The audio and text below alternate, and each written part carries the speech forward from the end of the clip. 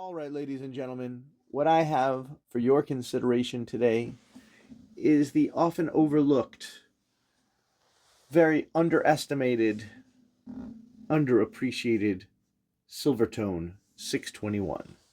These are beautiful guitars, beautiful woods. The construction's actually quite nice, with a few exceptions.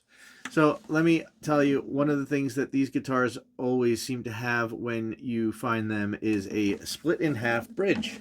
That bridge almost always split in half. It's usually made of ebony and it's screwed in and not glued, and it splits in half over the course of its life. This one was no different. I had to junk the bridge. This is a custom made rosewood bridge that is the same shape and size as the original. It's glued down, it's not screwed, it is very secure, it's not going to be a problem. This guitar also often needs a neck reset. It got that. This one has had an X-brace conversion because it makes it sound better. This guitar has the birch back and sides, and the X-brace conversion really evens out the tone and kind of creates a very sprightly, bright, resonant sounding guitar. All right, so this is really similar to the Harmony H62. With a few notable differences. For one, it does not have an adjustable truss rod. I know the early 162s didn't have a truss rod, but what this one has that those don't have is a very bulky baseball bat style poplar neck that really holds the straightness that you want. Gives it a very little tiny bit of relief that is normal, but no real bowing of the neck that causes any playability problems. That's almost always the case on these.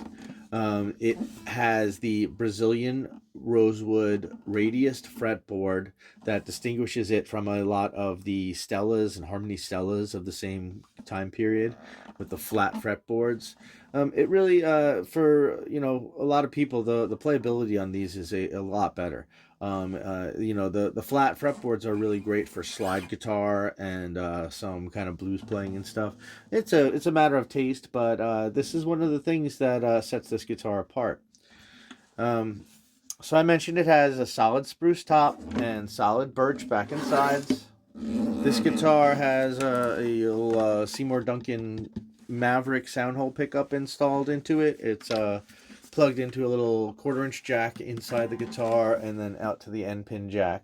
That works pretty well. It's a single coil pickup. It's not super high end or anything, but so you get some RF interference, and but depending on your environment, it sounds really good. It's a good clear sounding pickup that really brings in a lot of the tone of the guitar. So I'm pretty happy with that.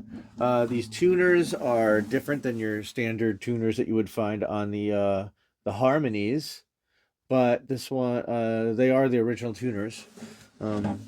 This guitar was made by Harmony in Chicago, and it's a nice American-made guitar. It plays great. I'm going to show you some pictures of the inside if I can. I have at least some pictures taken with a camera while the thing's put together. I couldn't find the pictures. We'll see. I'll see if I can find them. The other ones. It has some cosmetic blemishes. You'll see there's some nicks and scratches, little dark spots, and things that here's like a little dent that you maybe can see if I get the light right on it. Yeah, but it has its fair share of little things that you would expect on a vintage guitar. It's got a little finish loss back here, and all around. I mean, that was there when I got it, and all around here is where you'll see like little bits of things where the binding and the back went back on. When I put the binding back on after I did that, I gave it a little overspray back here, but it's all sanded and polished out. So it's nice and smooth. It's pretty seamless, and it also stabilized this, so nothing's gonna fall out of there. It is missing the Silvertone logo on the headstock for some reason, but I don't know. That just makes it, adds to its mystique, right? Nobody knows what it is. This guitar originally had a white pick guard on it. The white pick guard has a little crack in it, a little split. And so I made this nice black one for it. I think the black one looks better. I'll include the white one. You know, you can actually use it. The split is almost invisible. You know, it's not really easy to see. This guitar does have a repaired crack. The repaired crack goes from about here to about here, right?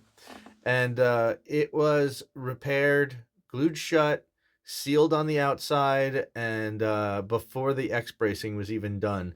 So what you have there is the X bracing acting as any sort of cleats or anything, and it's very well reinforced and super solid and not going to be a problem. This thing, I did most of the work months and months and months ago, so it sat through a seasonal change. I just recently put it on the bench and reset it up. You know, I gave it a little bit of attention to the frets where anything might have been like, oh, maybe a little buzzy or something right here, you know, and adjusted that, did any crowning that was necessary, and, you know, polished it up again, adjusted the intonation a little bit by filing the saddle, and got it all playing like perfectly and put some new strings on it. It does have a custom bone nut, a custom bone saddle, and these bridge pins are brand new, really nice, pretty heavy bone bridge pins that really complement the guitar and add to its long resonant sound. So there you go. You'll hear here that it flops around a little bit. That's the sound of the cord for the pickup, which is inside the guitar. I actually did not cut the cord and trim it. It's just plugged right into the into a jack inside here. And there you have it. This is a really great guitar. These guitars have really gone under the radar, and I'm a big fan of them.